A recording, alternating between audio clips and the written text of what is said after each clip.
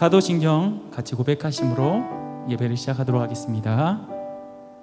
전능하사 천지를 만드신 하나님 아버지를 내가 믿사오며 그 외아들 우리 주 예수 그리스도를 믿사오니 이는 성령으로 잉태하사 동정녀 마리에게 나시고 본디오 빌라도에게 고난을 받으사 십자가에 못 박혀 죽으시고 장사한 지 사흘 만에 죽은 자 가운데서 다시 살아나시며 하늘에 오르사 전능하신 하나님 우편에 앉아 계시다가 저희로서 산자와 죽은 자를 심판하러 오시리라. 성령을 믿사오며 거룩한 공예와 성도가 서로 교통하는 것과 죄를 사하여 주시는 것과 몸이 다시 사는 것과 영원히 사는 것을 믿사옵나이다. 아멘. 1월 3일 주일 청소년부 온라인 예배에 오신 창창이 친구들과 선생님들 주님의 이름으로 사랑하고 축복합니다. 이 시간 예배하기에 앞서 우리 몸과 마음을 정돈하시면서 하나님께 기도했으면 좋겠습니다. 이 예배 가운데 하나님이 나에게 하시는 말씀이 무엇인지 알게 해주세요. 또한 내가 2021년을 살아갈 때 내가 어떻게 살아가야 하는지 살아가는 그 방향성을 알게 해주세요. 이 시간 이 성령님이 예배 가운데 임재하여 주셔서 우리 한 사람 한 사람 찾아가 주셔서 하나님 이 예배가 오늘도 하나님께 영광 올려드리는 예배 될 수 있도록 기도하시겠습니다. 하나님 아버지 감사합니다. 청청이 친구들 시작하는 마음 가운데 성령 임재하여 주셔서 하나님 정말 하나님께서 우리가 살아계신 하나님을 의지하며 나갈 수 있도록 깨달아 알 수 있는 시간을 주셔서 이끄시는 하나님 우리 성령 주셔서 오늘 예배를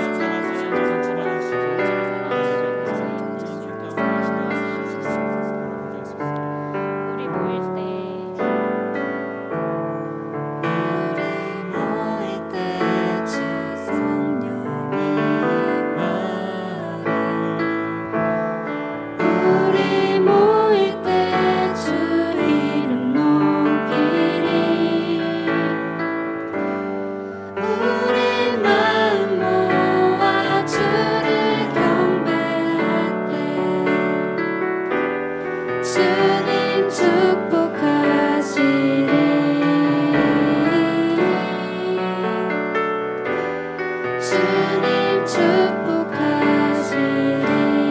다시 한번 찬양하시겠습니다.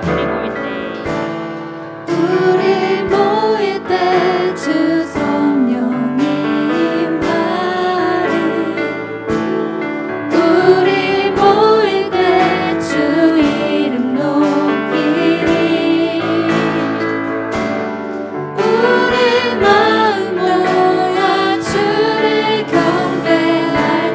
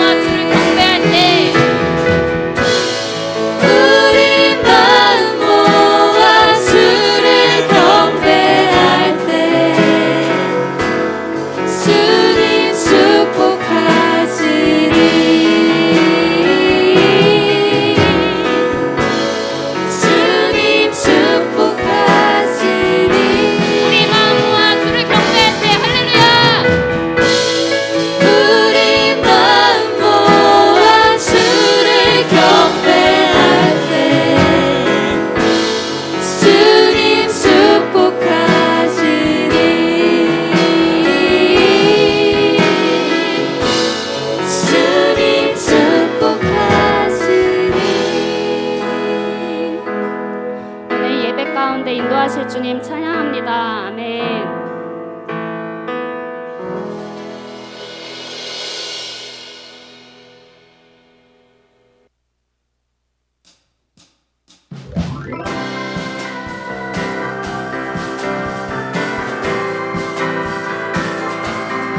이 시간 있는 자리에서 박수 치면서 찬양하시겠습니다. 성령이여 내 영혼을, 성령이여 내 영혼을 충만케 하소서. 내 속에 강물이 넘쳐나네. 성령이여 내 영혼을 충만케 하소서. 내 속에 강물이 넘쳐나게. 성령 하나님, 오 성령 하나님, 나 다시 새롭게 하소서. 채우소서. 내 영혼이 세상 유혹 다 이기고 다시 주를 닮아가도록 채우소서. 내 영혼이 세상 유혹 다 이기고 오직 주만 나타내도록. 다시 한번 찬양하겠습니다. 성령이여, 성령이여 내 영혼을 충만케 하소서. 내 속에 강물이 넘쳐나네. 성령이여 내 영혼을 충만케 하소서. 내 속에 강물이 넘쳐나게. 오 성령 하나님, 오 성령 하나님, 나 다시 새롭게 하소서. 채우소서. 내 영혼이 세상 유혹 다 이기고 다시 주를 닮아가도록. 채우소서.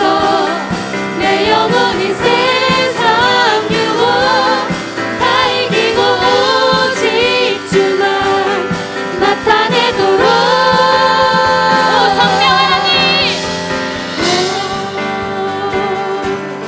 성령 하나님, 나 다시 새롭게. 다시 한번 오 성령 하나님, 오 성령 하나님, 날 다시 새롭게 하여 주시옵소서. 나 다시 새롭게 하소서. 우리의 목소리로 채우소서. 아멘. 채우소서. 내 영혼이 세상 유혹 다 이기고 다시 주를 닮아가도록. 우리의 목소리로 채우소서. 채우소서. 내 영혼이 세상 유혹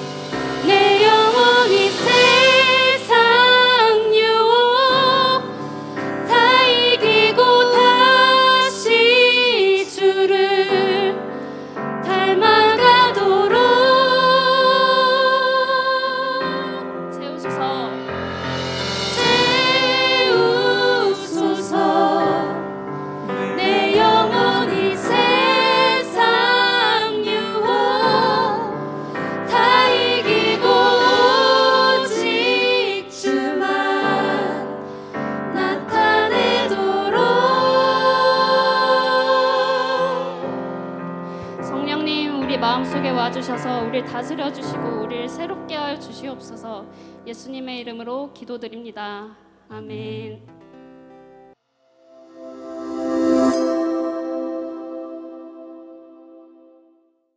예수님, 지금 이 시간 예배드릴 수 있음을 감사합니다. 코로나 바이러스로 인해서 편하고 안전하게 예배드릴 수 없는데 하루라도 빨리 코로나 바이러스가 사라지고 다 같이 모여서 예배드릴 수 있게 해주세요.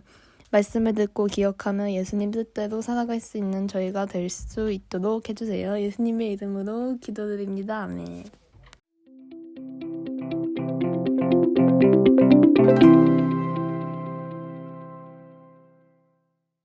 오늘 우리에게 주시는 하나님의 말씀 함께 읽어보겠습니다.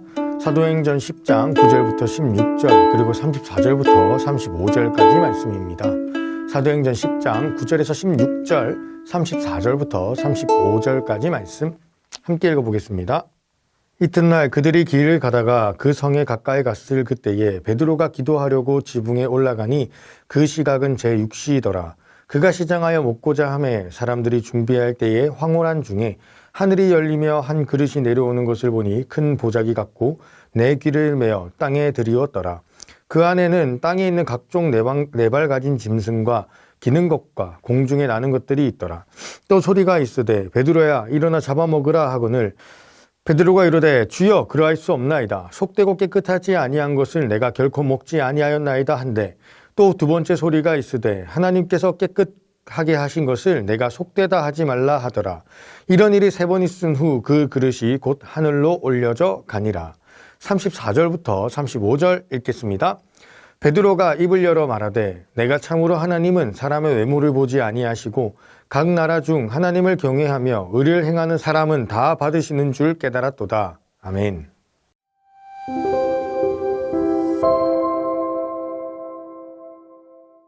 창아, 여러분, 마지노선이라는 말을 한 번은 들어봤을 것입니다. 근데 여러분이 마지노선의 유래가 어떤지 아시나요? 전도사님은 이 마지노선이 요 마지하고 노선, 그래서 뭐 지하철 1호선의 노선 뭐 그런 식으로인 줄 알았는데 알고 보니까 그게 아니라 마지노선이더라고요. 그 프랑스의 국방장관 마지노라는 사람의 이름을 따서 만든 전쟁 방어라인을 마지노선이라고 한답니다.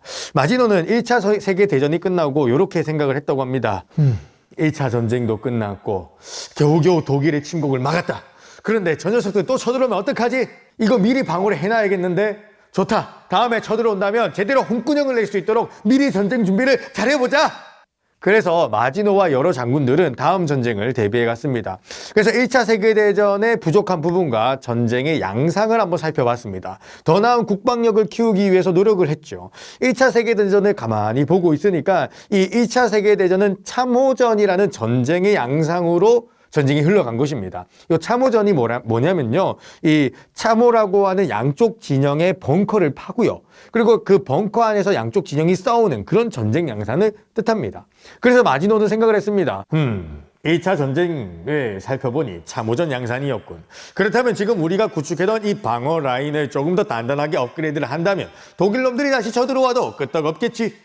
좋다. 지금부터 이 마지노가 이 금 방어 라인을 중심으로 마지노선이라고 명명하고 독일 놈들이 그 라인을 절대 넘어오지 못하도록 방어 라인을 강화하도록 한다. 그래서 마지노선이 생겨났다라는 것입니다. 이러한 마지노선은요, 이후에 많은 사람들의 입에서 이런 의미로 쓰였습니다. 결코 양보할 수 없는 마지막 방어 라인으로 말이죠. 예를 들면 이런 게 있을 것 같습니다. 동아나 너 임마 수행평가 언제까지 낼 거야? 어제까지라 했잖아. 너 2월 15일까지 안 내면 안 돼. 선생님이 줄 수 있는 마지막 마지노선이야. 2월 15일이. 뭐 이런 식으로 말이죠. 또 이런 것도 있을 것 같아요. 아빠 용돈 좀 올려주면 안 돼? 아니 내 친구들 다 10,000원씩 받는데 나는 지금 5,000원밖에 못 받고 있단 말이야. 1,000원만 더 올려줘. 6,000원 줘. 그러니까 아빠가 이렇게 말합니다. 안 돼 이놈아. 너 5,000원도 많아. 이 아빠가 줄 수 있는 용돈의 마지노선, 마지막 마지노선은 5,000원이야 이 자식아. 그만둬. 이런 식으로 말이죠. 여러분, 그뿐만 아니라 우리도 우리의 인생에서 이러한 마지노선을 많은 부분에서 긋습니다. 사람과의 관계에서도 마지노선을 긋죠. 나 그 친구를 대해보니까 영 내 스타일이 아니더라고. 그래서 그 친구한테 선을 좀 그으려고 해.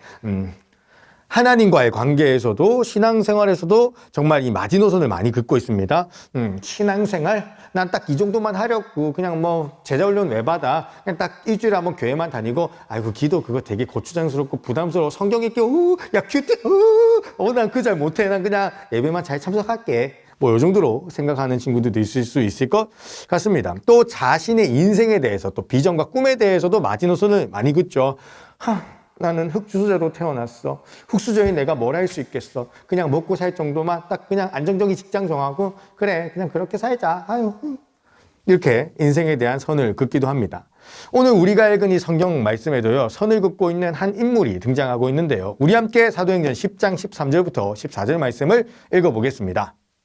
그때 베드로에게 음성이 들려왔습니다. 베드로야 일어나 그것을 잡아먹어라. 이에 베드로는 주님 그렇게는 못하겠습니다. 저는 속되거나 부정한 것을 지금까지 먹은 적이 없습니다. 라고 대답했습니다.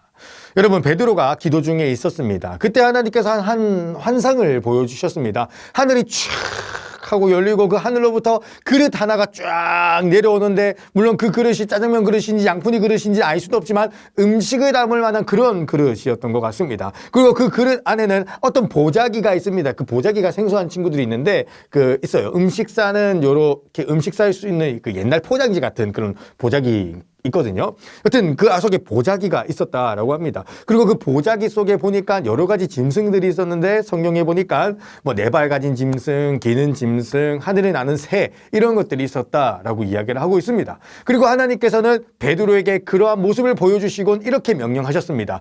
이 짐승들을 잡아먹어라 라고 말이죠. 그런데 베드로가 뭐라고 대답합니까? 아니요, 잡아먹을 수 없습니다. 잡아먹을 수 없어요. 라고 대답을 하고 있습니다. 그리고 그 잡아먹을 수 없는 이유에 대해서 14절에 이렇게 말하고 있는데요. 우리 14절 말씀 한번 읽어볼까요? 베드로가 이르되 주여 그럴 수 없나이다. 속되고 깨끗하지 아니한 것을 내가 결코 먹지 아니하였나이다. 한데 아멘. 속되고 깨끗하지 못해서 뭐 할 수 없다? 잡아먹을 수 없다라는 것입니다. 속되고 깨끗하지 못하다. 이건 무슨 말일까요? 그 음식에 뭐 위생상의 문제가 있었던 것일까요? 아니면 뭐 독이라도 풀었나? 아닙니다. 이 당시 유대인들은요, 자신의 이 거룩함을 지키기 위해서 여러 가지 율법들을 지키며 살아가는데 그 중에는 음식에 대한 율법이 있었습니다. 유대인들은요, 이 깨끗한 동물과 더러운 동물, 부정한 동물을 나누었습니다. 만약에 유대인들이 이 부정한 동물로 만들어진 음식을 먹게 되면 자신의 거룩함에 손상을 입게 되고요. 그 결과 하나님께 가까이 갈 수 없다라고 유대인들은 생각했습니다. 그래서 그들은 음식을 차별적으로 먹었던 것입니다. 그러니까 지금 하나님께서 주시는 음식을 먹지 못하겠다라고 말하는 베드로의 속마음에는 이런 것이 있었던 거예요. 하나님, 그건 안 됩니다. 우리 유대인들의 전통 잘 아시잖아요. 부정한 음식을 먹지 않는 것 잘 아시죠? 이건 하나님께서 넘어서는 안 되는 선입니다. 이건 우리 유대인들의 전통에 대한 구역이라고요. 넘지 마세요, 하나님. 그림자 넘었어요. 저 예민해요. 우리 전통 훼손시키지 마세요. 선 넘지 마세요. 지금 베드로는 그렇게 이야기를 하고 있다라는 것이죠. 그런데 그들은요, 음식을 차별적으로 먹었던 것뿐만 아니라 음식을 같이 먹는 사람들에게도 차별을 두었다라는 것입니다. 우리도 학교에 가면은 급식소에서 그런 모습이 보이죠. 내 친구들끼리만 이렇게 급식소를 먹어야 되고 내 친구가 아닌 이방 사람이 이렇게 들어와서 먹으면 좀 불편하잖아요. 이 유대인들도 그거랑 좀 비슷했다라는 것입니다. 이 같은 유대인들끼리 먹는 것은요, 자신의 거룩성을 지키는 것에 있어서 문제가 되지 않았지만 만약에 이방인들, 그러니까 유대인이 아니라 다른 민족 사람들과 함께 식사를 하면 그건 유대인들의 거룩성을 손상시키는 것으로 받아들여졌다라는 것입니다. 왜냐하면 유대인들에게는 하나님의 택하심을 받지 못한 이 이방인들은 부정하고 깨끗하지 못한 그런 존재로 취급되었었거든요. 즉 베드로는 하나님의 일하심뿐만 아니라 사람들에 대해서도 선을 긋고 있었다라는 것입니다. 이방인, 너는 요 선 넘지 마. 나 너랑 겸상하네. 너 아니야. 저기 가서 따로 먹어. 저기 이런 식으로 말이죠. 하나님께서 베드로에게 이러한 환상을 보여주신 이유는 바로 이것 때문이었습니다. 어떤 음식을 먹는지에 대한 문제가 아니라 유대인들이 가지고 있는 이방인에 대한 차별의식, 이방인들에 대한 그어놓은 선, 요거를 꼬집으시기 위해서 이런 환상을 보여주셨다라는 것입니다. 그리고 이방인들에 대해 유대인들이 그어놓은 이 선은요, 예수 그리스도의 복음이 퍼져나가는 것에 있어서 아주 큰 걸림돌로 작용하고 있었다라는 것입니다. 베드로는요, 전도여행을 떠났습니다. 그런데 그 전도여행은 이방인들을 배제한 전도여행이었습니다. 유대인들만을 대상으로 한 그런 전도여행이었다라는 것이죠. 예수님께서 십자가에 못 박혀 죽으신 것이 유대인 때문만이겠습니까? 아니라는 것 우리 친구들 잘 아시죠? 예수님께서 왜 십자가에 못 박히셨습니까? 유대인뿐만 아니라 죄를 가지고 있는 모든 인류를 위해서 십자가에서 못 박혀 죽으신 건데, 유대인들이 가지고 있는 이방인들에 대해 끊어놓은 요 선 때문에 예수 그리스도의 복음이 유대인들에게만 돌고 있었다라는 것입니다. 이방인들에게 전해져야 되는데 말입니다. 그래서 하나님께서는 이 환상을 베드로에게 보여주신 거예요.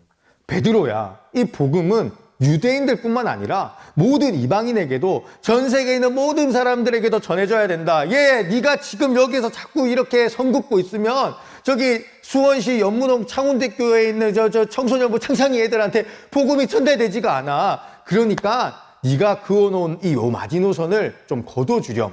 그렇게 설득하시고자 하나님께서는 환상을 보여주고 있었던 것입니다. 베드로는요, 하나님에 대해서 선을 긋고 있었고 이방인이라고 하는 이웃에 대해서도 선을 긋고 있었던 것입니다. 그리고 그렇게 복음이 퍼져나가는 하나님의 역사에 걸림돌이 되고 있었다라는 것입니다. 하나님께서는요, 베드로가 가지고 있는 이 단단하고 고집스러운 이 마지노선을 무너뜨려 나가십니다. 설득해 나가시는 방법에 있어서 특별히 요 3이라는 숫자를 주목해 봐야 됩니다. 3이요. 첫 번째 3이 있어요. 3은 뭐냐면은 3번이나 끊임없이 포기 없이 설득해 나가신다라는 것입니다. 우리 함께 14절 말씀 함께 읽어보겠습니다. 베드로가 이르되 주여 그럴 수 없나이다. 속되고 깨끗하지 아니한 것을 내가 결코 먹지 아니하였나이다 한데, 하나님께서 베드로에게 명령하셨습니다. 그런데 베드로는 어떻게 말했습니까? 거절했습니다. 하나님, 먹을 수 없습니다. 이건 안 돼요. 라고 말이죠. 만약에 전도사님이 하나님이라면 이러한 베드로의 모습을 보고 이렇게 대했을 것 같아요. 응? 그래? 못 먹어? 오케이. 넌 아웃이야. 넌 나가리 데스네. 빠빠이. 뚝배기. 이랬을 것 같습니다. 그런데 하나님께서는 이러한 고집스러운 베드로를 포기하지 않으시죠. 어떻게 하십니까? 15절과 16절 말씀도 같이 읽어볼까요? 두 번째로 음성이 들려왔습니다. 하나님께서 깨끗하게 하신 것을 속된 것이다 라고 하지 말라. 이런 일이 3번 있은 뒤에 보자기는 즉시 하늘로 올라갔습니다. 2번, 3번이나 베드로를 다시 설득하시고 또 설득해 나가십니다. 포기하지 않고 계속해서 베드로를 지도하시고 가르치고 계시다라는 것입니다. 그리고 베드로는 결국 이렇게 고백을 하게 됩니다. 사도행전 10장 34절과 35절 읽어볼까요? 베드로가 입을 열어 말하되 내가 참으로 하나님은 사람의 외모를 보지 아니하시고 각 나라 중 하나님을 경외하며 의를 행하는 사람은 다 받으시는 줄 깨달았도다. 아멘. 사랑하는 창창인 친구들, 우리에게도 어쩌면 이러한 고집스러운 마지노선이 있지 않습니까? 그리고 우리가 가진 마지노선이 어쩌면 하나님의 일하심에 걸림돌이 되고 있진 않을까요? 뭐 나의 인생에 대한 일하심, 또 이 세상에 대한 일하심, 또 내 친구에 대한 일하심에 걸림돌로 나의 마지노선이 작용하고 있지 않나라는 것이죠. 그러나 여러분, 하나님은 어떤 분이십니까? 이런 고집스러운 우리를 포기하시지 않는 분이십니다. 포기하지 않고 다시 설득하고 다시 가르치고 다시 기다려주시고 인내하시는 사랑의 하나님이라는 것입니다. 전도사님도요, 이 신앙생활에 많은 마지노선이 있었습니다. 특별히 이 꿈에 대한 마지노선이 강했습니다. 어떻게 얼마나 강했냐면, 하나님, 제 꿈은 좀 건들지 마세요. 저는 절대 목사나 전도사 이런 건 안 할 겁니다. 왜냐하면 저 목사님, 전도사님 헤어스타일 보고 있으니까 다 머리가 짧아요.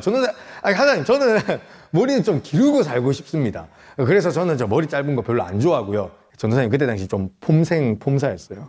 그리고 하나님, 저는 암기 이런 거 자신 없는 거 아시죠? 근데 저 전도사님, 목사님들 보세요. 저 성경 암송하는 거 보세요. 나 저런 거 못 암송합니다.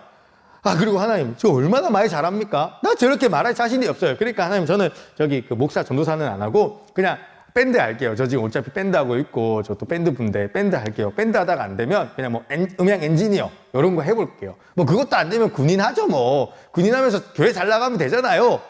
이렇게 생각을 했었어요. 그런데 시간이 지나면 하나님께서 어떻게 저를 설득하고 기다리셨는지 지금 이루고 있네요. 여러분, 이렇게 사소한 것뿐만 아니라요, 하나님께서 얼마나 전도사님을 설득하고 가르치시고 기다리시면서 많이 바꾸어 두셨는지 모릅니다. 전도사님이 가지고 있던 인생관, 전도사님이 가지고 있던 성공의 기준, 전도사님이 가지고 있던 행복의 기준, 전도사님이 가지고 있던 물질에 대한 이해, 그리고 전도사님이 가지고 있던 연애관, 언어 습관, 행동, 마음가짐, 정말 하나하나 하나님께서 전도사님의 전 인격을 설득해가지고 가르치시고 기다려주시며 용기 주셔가지고 바꾸어 놓으셨다라는 것입니다. 우리 하나님은요, 정말 그렇게 끈질긴 하나님이십니다. 끈질기게 우리를 포기하지 않는 아주 좋은 하나님이 바로 우리 친구들의 하나님이십니다. 우리 하나님께서 여러분들의 삶을 정말 끈질기게 설득해 나가시며 하나하나 선하고 아주 멋있게 바꾸어 나갈 줄을 믿습니다. 그런가 하면 두 번째, 마지노선이 걷어지는 숫자 3은요, 3일 만에 걷어가신다라는 것입니다. 여러분, 베드로가 가지고 있는 이 이방인에 대한 요 마지노선, 요거는요, 유대인들의 오랜 전통이었습니다. 전통이라는 말이 무슨 말인지 잘 아시죠? 아주 오래전부터 내려오던 관습을 전통이라고 하잖아요. 그러니까 유대인들이 이방인들을 더러운 족속으로 취급하고 같이 겸상도 안 하는 이런 문화는 아주 오랫동안 수백 년에 걸쳐서 이어져 온 전통이었다는 것입니다. 그런데 하나님께서 일하시기 시작하자 이 고인물을 넘어 썩은 물, 거의 석유가 된 이렇게 쾌쾌 묵은 전통이 단 3일 만에 바뀌고 있다라는 것입니다. 우리 함께 사도행전 10장 28절부터 29절 말씀을 읽어보겠습니다. 이들을 향해 베드로가 말했습니다.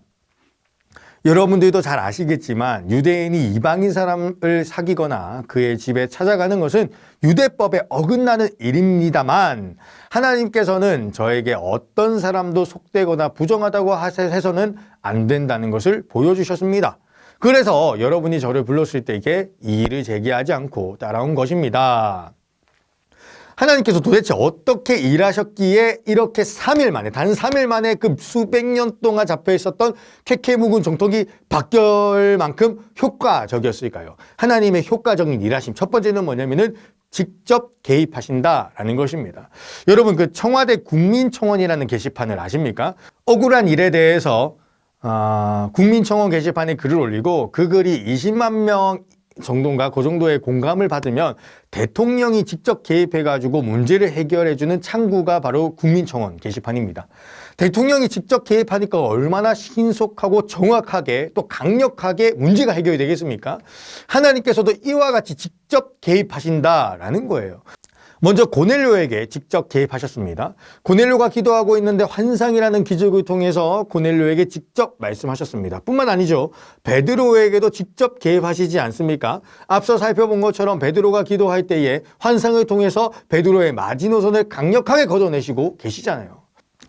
하나님의 효과적이고 강력한 두 번째 개입은 뭐냐면은 극적으로 개입하신다라는 것입니다. 뭐같이? 극적으로 말이죠. 마치 영화나 드라마에서 사랑하는 남녀가 운명적으로 만나는 장면과 같이 아주 특별하고 극적으로 베드로와 고넬료의 하인을 만나게 하신다라는 것입니다.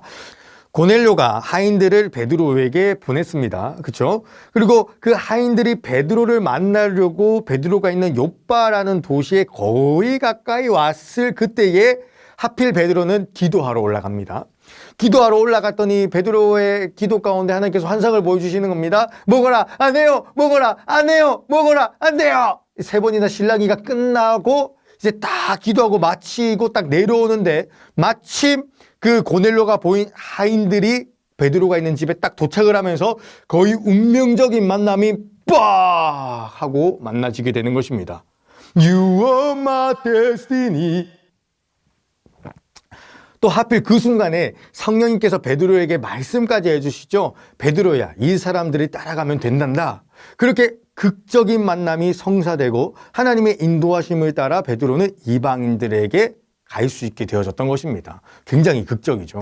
사랑하는 창창의 친구들, 우리들이 가지고 있는 이 마지노선을 제거하기 위해서도 하나님께서는 아주 직접적이고 극적으로 지금도 개입하고 계십니다.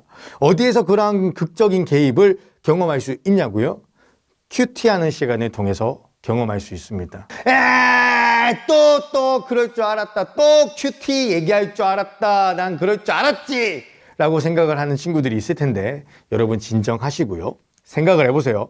얼마나 중요하면 선생님들이 또 전도사님이 그렇게 큐티를 강조할까요? 선생님들은 아시는 거예요. 이 큐티를 통해서 직접적이고 극적인 하나님의 개입하심을 정말 많이 경험해 보셨다라는 것이고 이것이 우리들의 신앙생활에 있어서 너무나도 중요한 부분이라는 것을 잘 아시기 때문에 여러분들에게 강조하고 또 강조하는 것입니다. 전도사님도 큐티할 때 그런 적 많거든요. 마음이 힘들고 어려운 일이 있어요. 그리고 큐티를 해요. 큐티를 하다 보면 그 큐티 본문 말씀이 유독 마음 가운데 쿡 하고 박힐 때가 있습니다. 진짜 나에게 주시는 하나님의 말씀이구나 라고 생각될 때가 있어요. 또 하필이면 그 말씀을 읽다 보니까 내 상황을 하나님께서 너무나도 정확하게 아시는 것 같아. 그래서 정말 극적으로 내 인생의 상황과 하나님의 말씀이 이렇게 막 어떻게 하필 또 이런 말씀을 이야 타이밍이 예술인데 막 이럴 때가 있다라는 것이죠. 이런 거 경험해 본 친구들 많을 거예요. 그리고 우리 선생님들, 그리고 저도 매일 거의 경험하고 있습니다. 그래서 여러분들을 위해 다시 부활했습니다. 큐티가 없는 친구들을 위해, 큐티가 어려운 친구들을 위해 큐티 필사지를 제작해 봤어요. 예전보다 더 퀄리티가 높아졌습니다. 짜잔! 딱! 어떻습니까? 예전보다 퀄리티가 더 높아졌고 한 달치 분량이 다 들어있습니다. 오늘 주신 하나님의 말씀을 따라 적어보면서 자연스럽게 말씀을 묵상할 수 있게 도와줍니다. 주일에는요 심지어 이 말씀 노트 할 수 있도록 이 노트도 이렇게 만들었는데요. 안 나오노? 자 이렇게 노트도 만들어 보았습니다. 네, 이번에 퀄리티가 어마어마하죠. 네, 굉장히 잘 펴져요. 표지도 빳빳하고 최고. 사랑하는 창창이 친구들, 여러분이 가지고 있는 여러 마지노선이 무너지기 위해서는 하나님의 직접적이고 극적인 개입이 필요합니다. 그리고 이 큐티가 오늘 나에게 주시는 이 하나님의 한 절의 말씀이 그렇게 극적이고 직접적인 개입으로 작용하게 될 줄 믿습니다. 여러분, 이 마지노선이라는 것이 유대인들에게만 있었을까요? 아닙니다. 당시 이방인들에게도 마지노선이 있었습니다. 특별히 이 신들에 대한 마지노선을 가지고 있었어요. 이 이방인들이 가지고 있는 헬라 철학상에는 이 신은 아주 위대하고 거룩한 존재이기 때문에 이 땅에 나타날 수 없다라고 생각을 했습니다. 그래서 신들은 영적인 세계, 영들의 영역에만 갇혀 있고 우리 이 미천하고 보잘것없는 이 인간들은 이 더러운 육적인 이 세상 속에 갇혀 있다라고 생각을 했으며 신이 이 더러운 이 땅으로 오는 것은 결코 불가능한 일이다라고 생각을 하고 있었다라는 것입니다. 그러나 우리가 잘 아는 하나님께서는 이러한 마지노선을 깨뜨리신 분이십니다.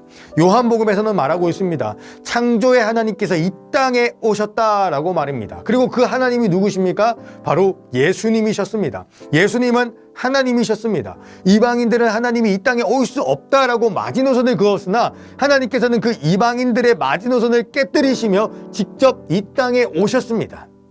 이방인들은 신적인 존재는 이 더러운 땅을 밟을 수 없다라고 생각을 했으나 우리 예수님께서는 우리와 동일하게 이 땅을 걸으시고 발에 흙먼지를 묻히시며 이방인들은 신적인 존재는 인간의 고통을 알 수 없다라고 생각을 했으나 하나님이신 예수님께서는 직접 이 땅에 오셔서 우리 인생의 아픔을 몸소 경험하셨습니다.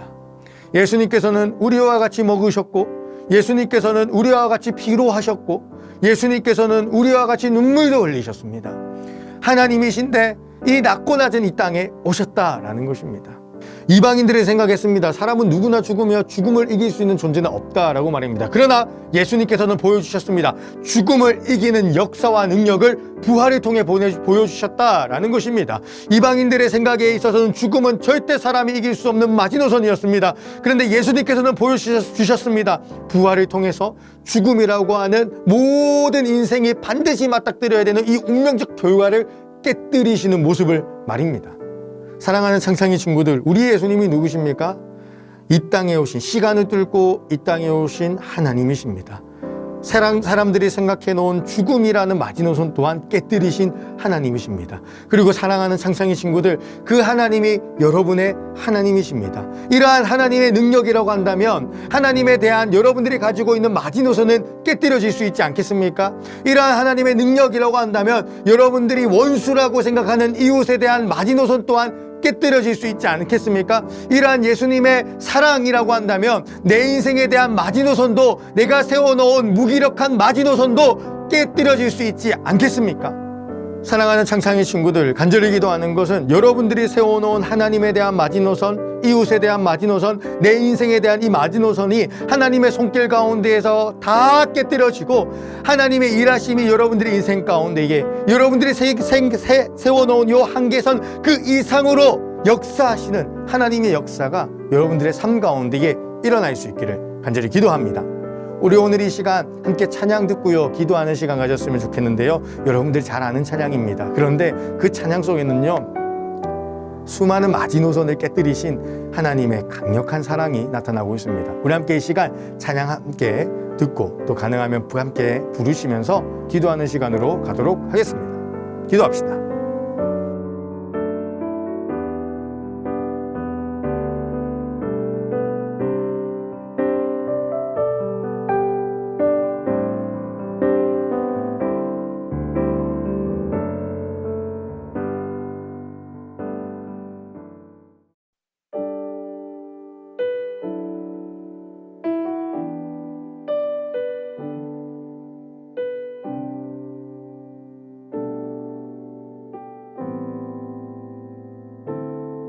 당신의 시간을 뚫고 이 땅 가운데 오셨네.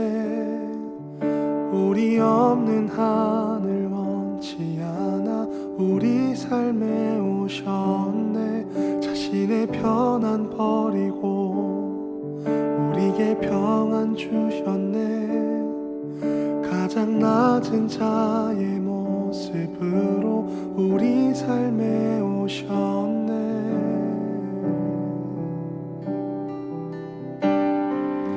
하나님 우리와 영원히 함께 하시네. 꿈 없는 우리에게 그 나라 보여주시네. 연약한 자들의 친구가 되어주시고